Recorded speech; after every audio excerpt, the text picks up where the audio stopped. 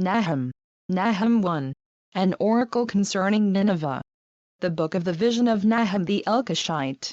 The Lord is a jealous and avenging God. The Lord takes vengeance and is filled with wrath. The Lord takes vengeance on his foes and maintains his wrath against his enemies. The Lord is slow to anger and great in power. The Lord will not leave the guilty unpunished. His way is in the whirlwind and the storm, and clouds are the dust of his feet. He rebukes the sea and dries it up. He makes all the rivers run dry. Bashan and Carmel wither and the blossoms of Lebanon fade. The mountains quake before him and the hills melt away. The earth trembles at his presence, the world and all who live in it. Who can withstand his indignation? Who can endure his fierce anger? His wrath is poured out like fire. The rocks are shattered before him. The Lord is good, a refuge in times of trouble. He cares for those who trust in him. But with an overwhelming flood he will make an end of Nineveh. He will pursue his foes into darkness. Whatever they plot against the Lord he will bring to an end. Trouble will not come a second time. They will be entangled among thorns and drunk from their wine.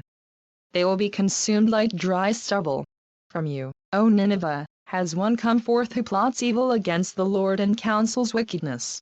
This is what the Lord says: although they have allies and are numerous, they will be cut off and pass away. Although I have afflicted you, O Judah, I will afflict you no more.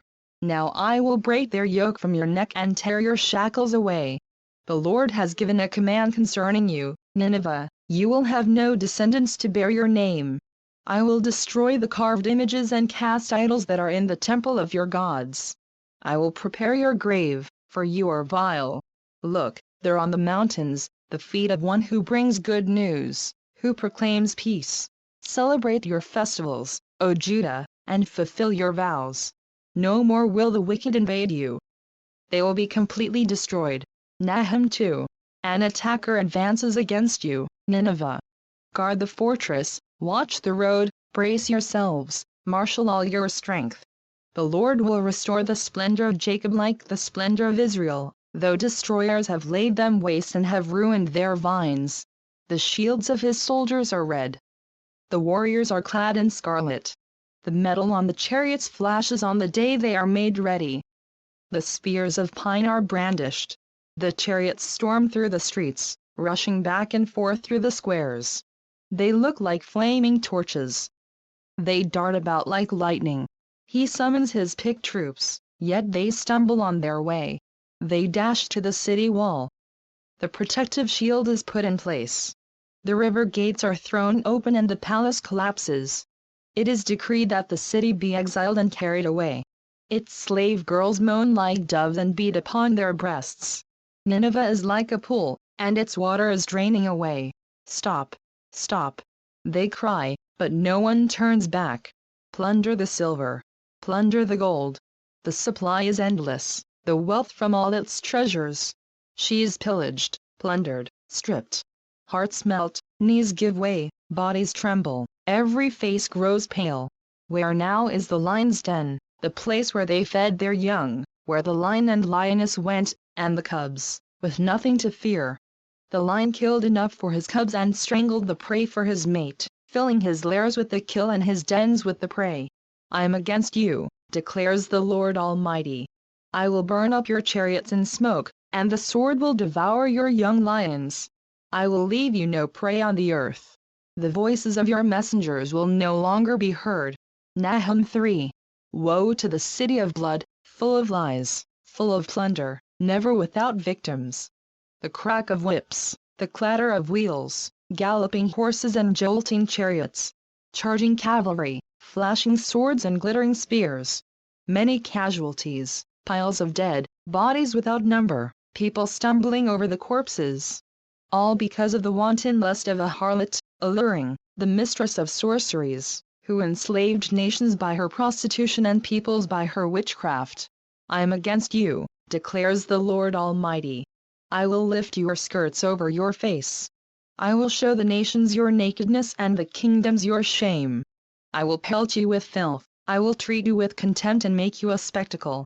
All who see you will flee from you and say, Nineveh is in ruins, who will mourn for her?